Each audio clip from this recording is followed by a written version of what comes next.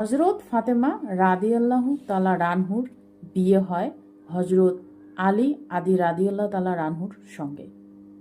তাদের দাম্পত্য জীবন ছিল খুবই সাধারণ কিন্তু বরকতময়। ঘরে প্রায় খাবারের অভাব থাকত, তবুও তারা কখনো অভিযোগ করতেন না।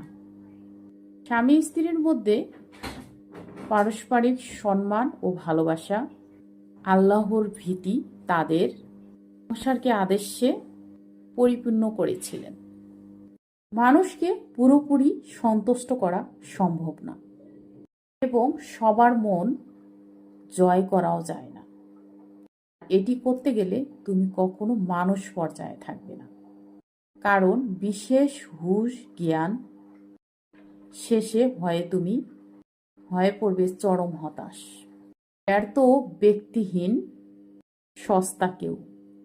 আর জানো, মানুষ সমালোচনা থেকে বাঁচারও কোনো উপায় নেই। সুতরাং তুমি তোমার জন্যই উপকারী, তাই কারো মানবতা রেখে যা পারো বিনা আওয়াজ করে যাও।